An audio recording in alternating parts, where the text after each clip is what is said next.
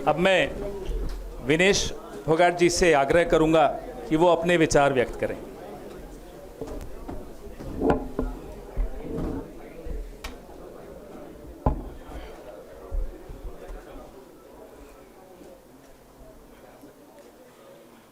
सबसे पहले तो मैं पूरे देशवासियों का बहुत बहुत धन्यवाद कहना चाहती हूँ, आप मीडिया पर्सन्स का भी, क्योंकि आप लोग ही हम लोगों को इतना through out the journey wrestling में आपने सपोर्ट किया है। तो मैं उम्मीद करती हूँ कि मैं आपकी उम्मीदों पे खरा उतरूँ बिल्कुल। और कांग्रेस पार्टी का मैं बहुत बहुत धन्यवाद करती हूँ, क्योंकि जब बोलते हैं ना कि बुरे टाइम में पता लगता है कि अपना कौन है। जब हम रोड पे घसीटे जा रहे थे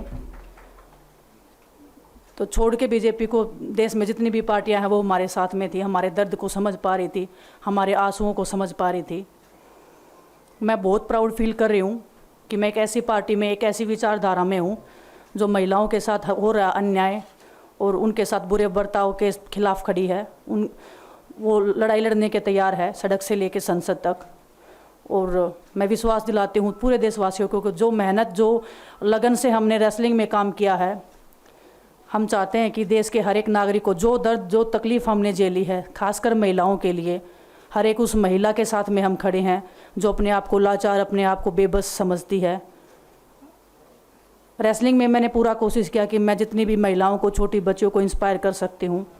मैं चाहती तो मैं जंतर मंतर पे रेसलिंग छोड़ सकती थी, और सभी लोग भी मान रहे थे, पूरा देश इस चीज़ पर विश्वास कर रहा था, क्योंकि बीजेपी आईटी सेल ने उस चीज़ को साबित करने की कोशिश की थी कि हम चले हुए कारतूस हैं, हम ख़त्म हो गए हैं, हम पॉलिटिक्स कर रहे हैं।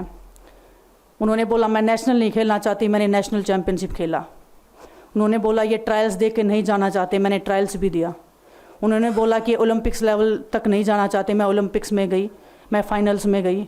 अनफॉर्चुनेटली परमात्मा को कोई और चीज़ मंजूर होगी।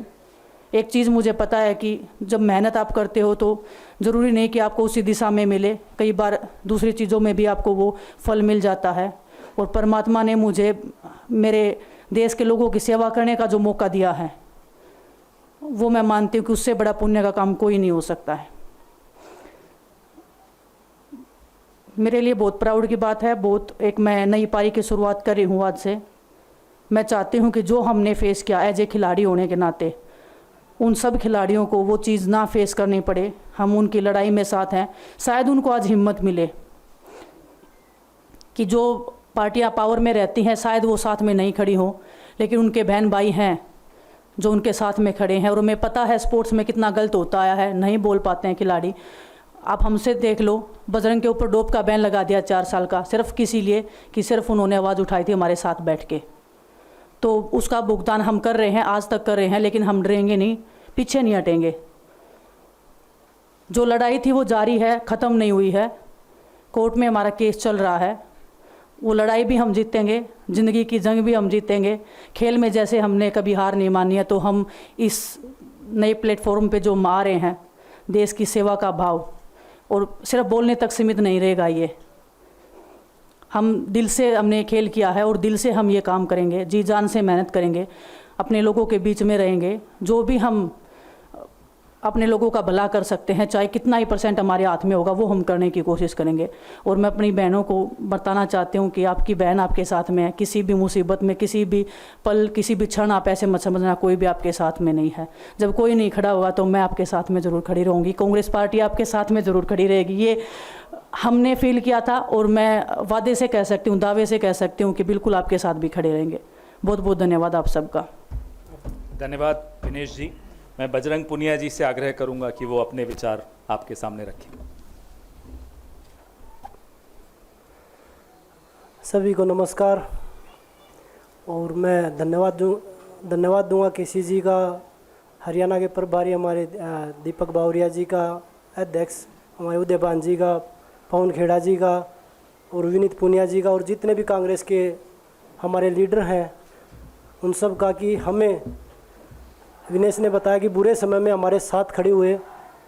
जो आज बीजेपी की आईटी सेल बोल रही है कि इनका मकसद तो सिर्फ राजनीति करना था, हमने तो उनको लेटर भेजा था, वो जब भी नहीं आए।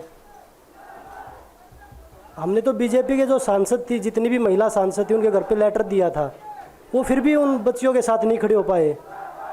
कांग्रेस पार्टी तो बिना कुछ हमने इनको बताया ये वहाँ पे हमारे साथ खड़े हुए।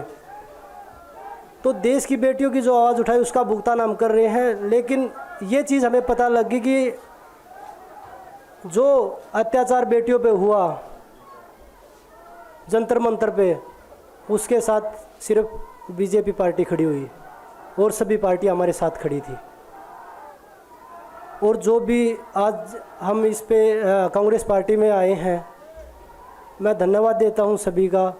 हम अपनी पूरी मेहनत, जितनी हमने कुश्ती में मेहनत की है, जितनी हमें किसान आंदोलन में मेहनत करी है, जितना अग्निपथ योजना के टाइम पे मेहनत करी है और बेटियों के आंदोलन में मेहनत करी है, ऐसे ही मेहनत करेंगे और कांग्रेस पार्टी को भी मजबूत करेंगे और देश को भी मजबूत करेंगे और ग्राउंड पे रह के काम करेंगे। जैसे रेसलिंग में बचपन से 7-8 साल की उम्र में लगे थे, जब ये पता नहीं था कि हम ओलंपिक मेडल जीतेंगे, लेकिन धीरे धीरे आगे बढ़ते गए, मेहनत करते गए और वो मुकाम हमें मिला, क्योंकि ओलंपिक से बड़ा कोई भी प्लेटफॉर्म नहीं होता।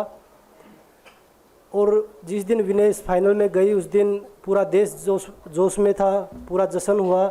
लेकिन अगले दिन जो घटना हुई, पूरा देश दुखी था।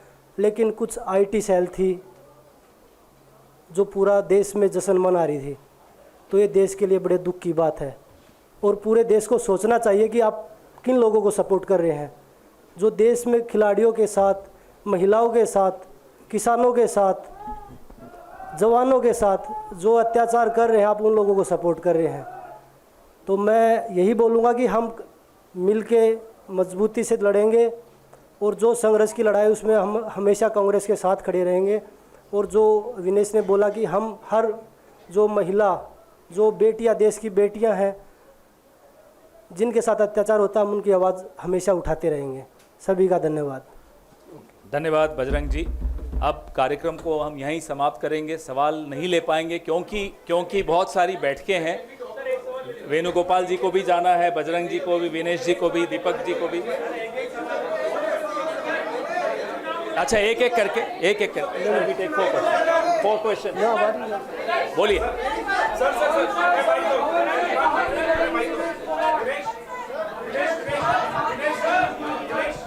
अगर ऐसे होगा तो कोई सवाल नहीं पूछ पाएंगे। मैं सवाल ले रहा हूं सवाल, ठीक है, ले रहा हूं। अगर आप चाहते हैं सवाल लें तो जब शांति रखेंगे तभी सवाल ले पाएंगे।